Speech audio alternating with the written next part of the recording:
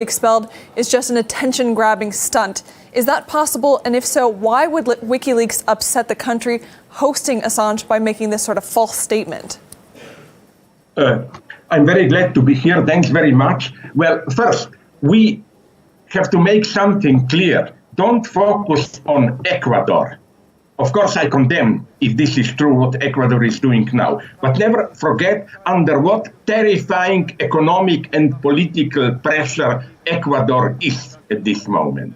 Point two, I think the battle about WikiLeaks and Assange is absolutely crucial for today's constellation, for the place freedom has in our societies. You know, till now, control, terror were outside us. I almost remember with nostalgia the old communist times when control meant you walk on the street, you turn your head around, ooh, some suspicious guy, probably from secret police, is following you. Today, we have unfreedom, which appears in the very forum of freedom. You do whatever you want, surf the web, and so on, but you are monitored, controlled, manipulated. The most dangerous unfreedom is the unfreedom experienced as freedom. And this is the battle going on today.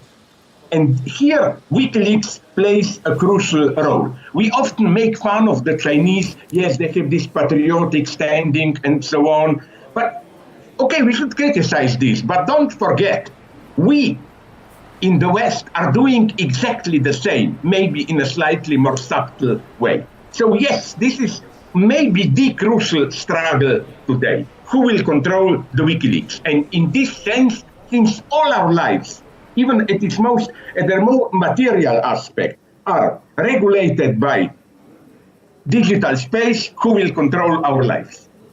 Now, when it comes to WikiLeaks, opponents insist its work is about invading people's privacy and not about investigative journalism. Do you think that there's validity to that argument?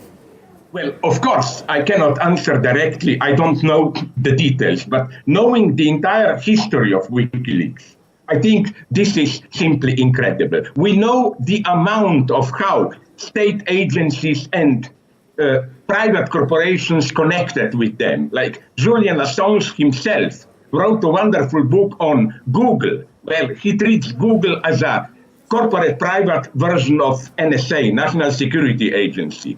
With all that going on, to now claim that WikiLeaks, Assange are agents of espionage is ridiculous. Second thing, we tend to forget that Assange is not an American citizen. This already should make us suspicious. My God, he's an Australian citizen. What did Australia do, if anything, in the last years to defend one of its own citizens? Nothing. That should make us suspicious. And another ominous development, you know that now Chelsea Manning is arrested, held in solitary confinement, precisely in order to force her to give data on her contacts with WikiLeaks. What is in preparation, we know well. It's not just to punish Assange. It's to proclaim WikiLeaks and the activity with which WikiLeaks is associated as, to put it bluntly, we know this, as the new form of terrorism. This is what those in power on the global scene will try to do now, to criminalize this type of independent news sharing whose symbolists are WikiLeaks. While we have you on the program, we want to touch on a couple other topics as well. Okay. So moving from Ecuador issues to Brazil, its president has compared modern socialists to Nazis. What do you make of that?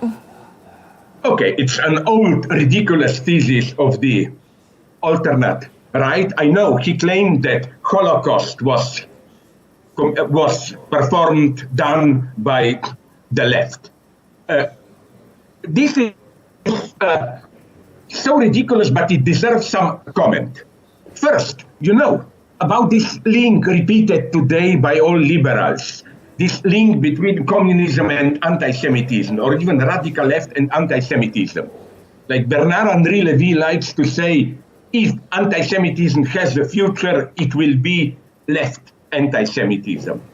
Well, thanks for this. First, listen.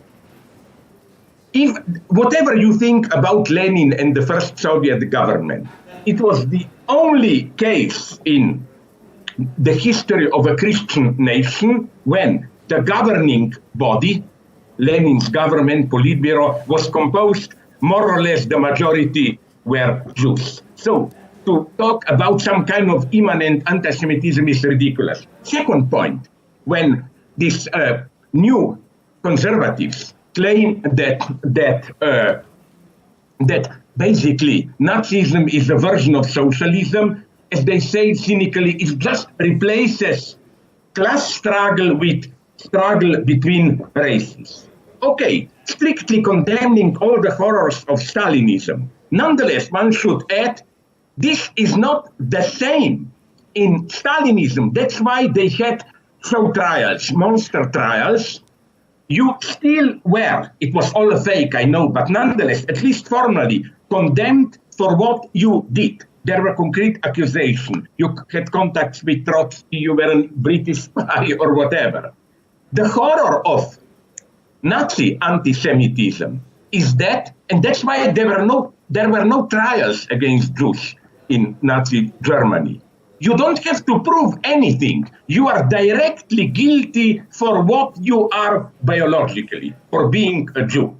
So to confuse things here is, I think, one of the most disgusting strategies of contemporary conservatives. What is behind, I think, is a way to criminalize the left. The strategy is this one. It's also clear from statements by Italian Minister of Interior, I think, Salvini, and so on.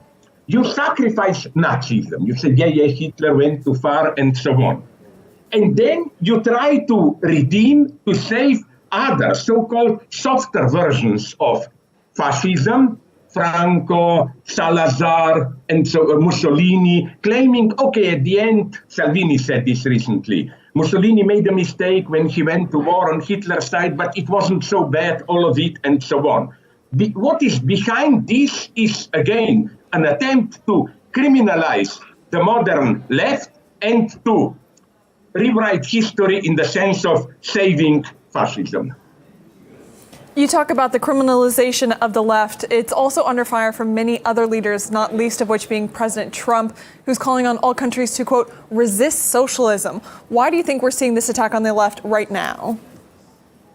Because, and that's why I ironically said maybe it's good for the United States if Trump is elected president, because I think Trump, unknowingly, of course, gave a push to the left turn, at least in part of the Democratic Party in the United States. I claim probably without Trump as president,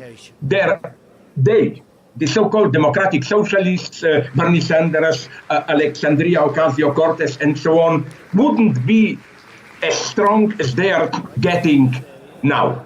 So, but to see the irrationality of this accusation that this is socialist danger, just look, for example, at Bernie Sanders' program and compare it with what was in Europe half a century ago considered not a radical, but a normal standard social democracy. You will see that Bernie Sanders is not even that. They repeat all the time, right-wingers, even some centrist liberals, attacking democratic socialists. Yeah, you mean you want socialism? Oh, you want Venezuela, and so on and so on. Sorry, but democratic socialism, in the sense of social democracy, is behind maybe the greatest success story, one of the greatest in world history. Was there ever such a large group of people which enjoyed relative freedom, welfare, safety, and so on as in the golden era of welfare state in Western Europe? So we should be very worried about this criminalization of the left. So let's move on. You've called France's yellow vests part of a traditional left-wing politics, yet President Macron's government claims that movement is far right. Is the government wrong, or is this just a ploy to try and discredit them? I don't want to sound ironic, but I think we are both right, Macron and me, in the sense that it's not really left. It's just an explosion of popular discontent.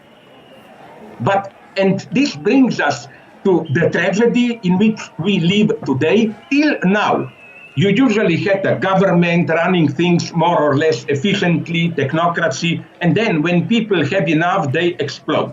This protest energy was usually appropriated, channeled by the more radical left. Today, at least in Western Europe, it seems that the new populist right is much more efficient in doing this. Or, as my French philosopher Alain Badiou put it in French, I will translate it immediately, tout ce qui bouge n'est pas rouge. All that moves, agitates, brings energy of protest is no longer from the left. It can also be from the right. And that's the problem of today's populism. And I think that the worst thing for the left to do is to engage in some kind of a popular political version of Me Too. Oh, if populism is working for the right, why not also us? No, as experiences show, yes, we should listen to people's discontent. Now I will say something for which I will get much hate mail. But I think it's the bitter truth. Yes, people feel troubles, they have anxieties, they protest, and so on and so on.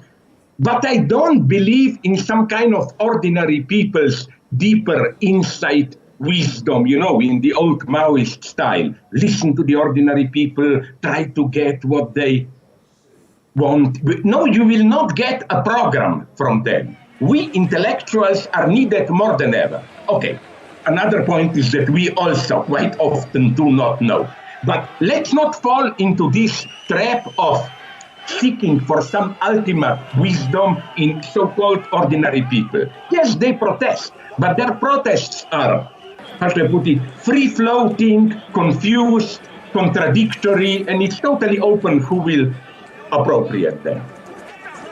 French reports claim that Macron is trying to create a moralizing image of a battle between good and evil in society, that he's progressive and those who oppose him are dismissed as populist. Do you get that impression that that's what he's trying to do? No. I think that, and I warned this when Macron was elected with such large support and so on, while I, of course, condemned this anti-immigrant and so on populism. We should never forget that the space for this type of populism was opened up by what ordinary people perceived and still perceive as the failure of the technocratic liberal establishment. Something broke here. So the first step towards getting rid of anti-immigrant, racist, and so on populism is not just to focus on them. The first step is, sorry if I sound here Stalinist, when Stalin says what moves things in socialism, self-criticism, should be self-criticism. What did we, left liberal establishment, with all our multiculturalism, gay rights, abstract solidarity, and so on, what did we do wrong to open up the space for right-wing populism? We should begin with criticizing ourselves. Philosopher Slavoj Zizek, thank you so much for your time and your comments. Thank you very much.